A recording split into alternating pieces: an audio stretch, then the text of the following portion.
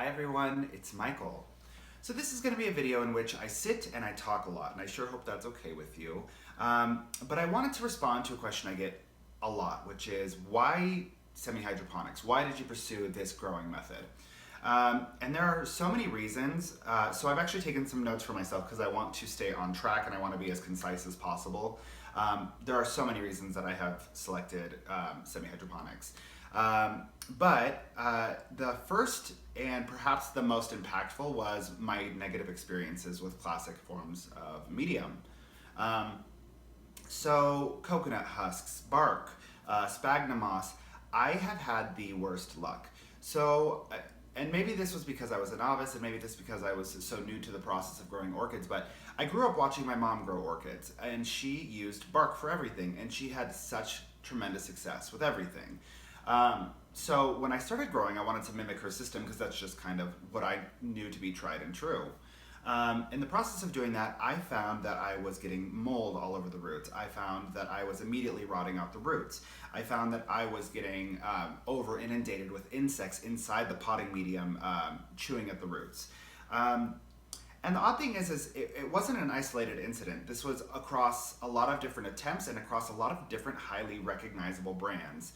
I'm not going to discuss what brands those are. My focus is to kind of talk about the positive and what is effective, but there are too many variables that could have impacted why those things went poorly for me, so it would be unjust for me to sit here and say, well, this brand really just makes a terrible product, because perhaps I didn't use it properly, perhaps it was my environment. But classic medium did not serve me well. And it was kind of disheartening because, you know, you grow up watching someone you love and respect grow orchids, and you think, oh, okay, I can do that. I've seen her my whole life. And then when it just doesn't translate for you, you're like, well, maybe it's me. Like, maybe I'm just terrible.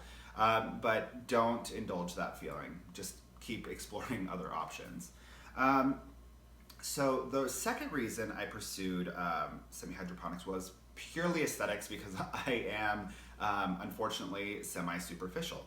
I do, of course, do my my grow setups in glass, which to me is just really elegant. It looks really nice. It's very stable and sturdy. So it just looks nice to me, but I also have a compulsive need to make things match in my home. So what's interesting to me is it feels like when I'm bringing a new orchid into my collection and it transitions into semi-hydroponics, it suddenly feels like it's a part of the family. It feels like a continuation of this visual narrative. So it all looks like it's a part of this this plant family, which I think is really beautiful. I know I sound weird, but that's just how I feel about it. The third reason is that I am a voyeuristic grower, meaning I love to see exactly what is going on inside the pot. I want to see what's going on with the roots. I want to see if they are plateauing. I want to see if they have green tips and they're in active growth mode. I want to see if they're struggling. I want to see what happens when they actually make their way down into the water reservoir and see how those interact. I'm the type of grower that has to see everything. And I've heard a lot of people say that that's a signal of a young grower, and maybe I am a young grower and maybe I'll get over it.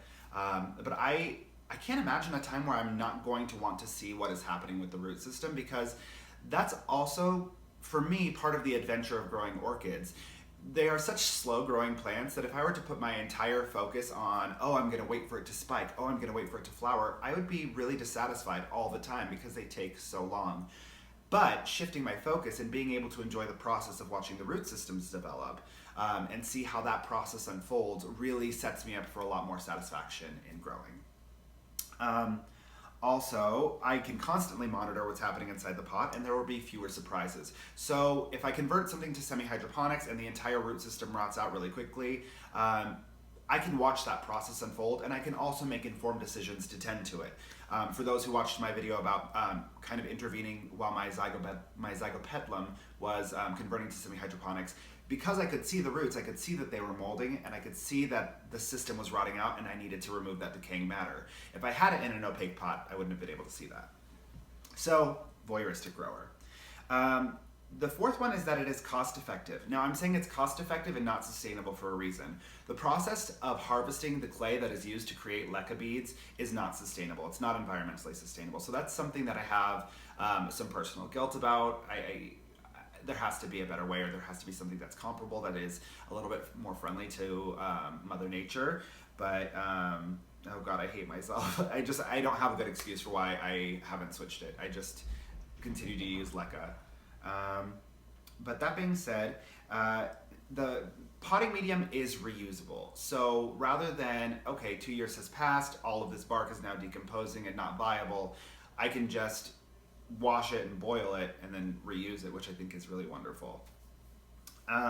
Beyond that, number 5 is it reduces variables, meaning all of the random swings that come from things that you can't see that are happening inside the pot, I mean, there's still a possibility, but they're significantly reduced. So when you first transition your plants to semi-hydroponics and the old root system starts to rot out, you're still susceptible to getting things like fungus gnats or anything that might want to feed on the roots because it's decaying matter.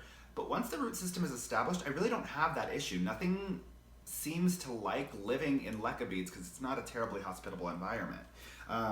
It's pH neutral, it's not degradable, there are no nutrients inside of it, so there's really no reason for bugs to go venturing into it.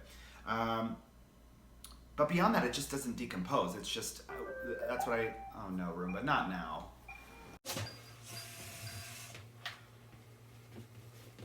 Sorry, my Google Home and my Roomba have a nasty habit of interrupting what I'm doing all the time. So that's what I like about it. It reduces those variables. The 6th thing is the ease of repotting. So the great thing about semi-hydroponics is that when you repot your plants, you don't have to keep repotting your plants. It's because the potting medium doesn't degrade, you can leave it in there, and assuming the container is the right fit, it can just live in that container indefinitely. That being said, if you do need to repot for any reason, or you decide you want to repot, the process of repotting is so much less invasive to the plant system.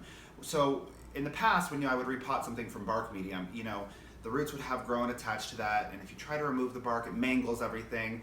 But the great thing about semi-hydroponics is the root system will cling to some of the beads, but you can literally just lift it up, put it into a bigger container, and fill leca beads around it. It is not temperamental like that. The process of repotting does not throw it off. It is minimally invasive, and it really doesn't interrupt the natural processes that are unfolding within the container. So I love that. And then it's not really a reason why, but I wanted to discuss why I didn't pursue water culture, and it's a very simple answer. I think water culture is a super, super viable option. I know a lot of people who have fantastic success with it. I actually follow a lot of you. Hey guys. I just think it's a beautiful option, and I love that you have the same voyeuristic impulse that I have to watch the root system. I think that is magnified and amplified with water culture. That being said, I like to provide the support structure for the root system. That's just my preference, and in my personal experience, which is just my own. Again, this is not me trying to be condescending or disparaging or tell anyone else what to do. In my personal experience, in my personal environment, I have noticed that my plants have fared better in a semi-hydroponic environment rather than water culture because the leca beads provide something for it to cling to. It gives it a sense of stability, and in my experience, that has helped the plants grow stronger and it has helped them grow better. But who's to say, if I were to move to a different environment or a different climate, maybe that would be different. So that's just those are my thoughts behind it. I hope that answers some of your questions.